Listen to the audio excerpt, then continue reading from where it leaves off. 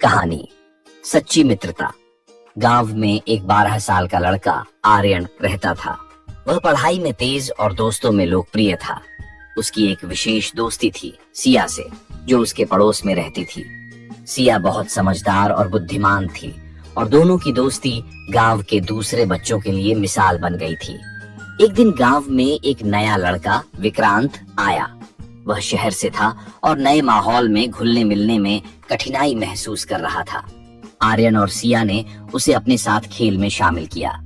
शुरुआत में विक्रांत संकोच में था, लेकिन धीरे धीरे उसने आर्यन और सिया की दोस्ती का असर देखा और वह भी उनमें शामिल हो गया। आर्यन और सिया ने विक्रांत को अपने खेलों में शामिल किया। तीनों ने मिलकर खेलना शुरू किया और विक्रांत की मुस्कान वापस लौटने लगी। तीनों का समय हंसी मजाक में बीतने लगा। विक्रांत ने आर्यन और सिया को अपने शहरी जीवन के बारे में बताया, जिससे उनकी दोस्ती और मजबूत हुई।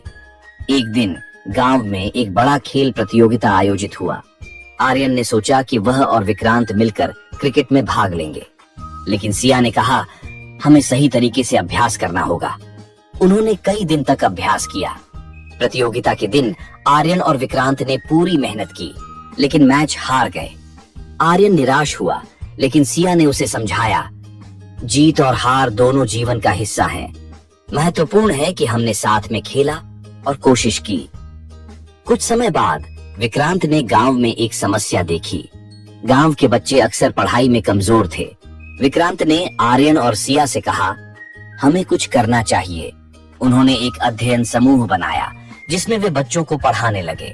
धीरे धीरे गांव के बच्चे पढ़ाई में अच्छा करने लगे। सभी ने उनकी मेहनत की सराहना की। यह देखकर विक्रांत को खुशी हुई और उसने महसूस किया कि सच्ची मित्रता न केवल अपने लिए बल्कि दूसरों के लिए भी होती है। एक दिन गांव में एक त्योहार आया। सभी बच्चे मिलकर तैयारी कर रहे थे।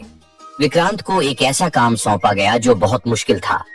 उसे एक नृत्य प्रदर्शन का नेतृत्व करना था, लेकिन कुछ दिन पहले विक्रांत बीमार पड़ गया। आर्यन और सिया ने विक्रांत का ख्याल रखा। वे न केवल उसकी मदद करते रहे, बल्कि उन्होंने नृत्य की भी पूरी तैयारी की। जब त्योहार का दिन आया, विक्रांत ने अपनी बीमारी के बावजूद प्रदर्शन में हिस्सा लिया।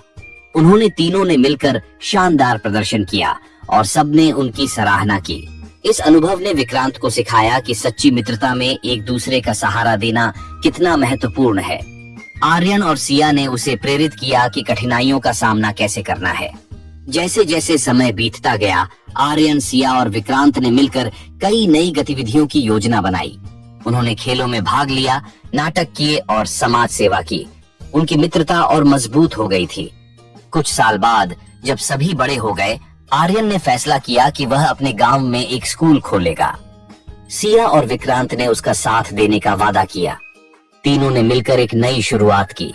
वे समझ गए थे कि सच्ची मित्रता केवल साथ रहने में नहीं, बल्कि एक दूसरे का सहारा बनने में है।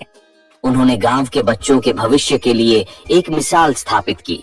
इस कहानी से यह सीखने को मिलता है कि सच्ची मित्रता का मतलब केवल मजे करना नहीं है, बल्कि मुश्किल समय में एक दूसरे का साथ देना है। मित्रता में सहानुभूति, समझ और एक दूसरे की मदद की भावना होती है, जो जीवन को और भी खूबसूरत बनाती है।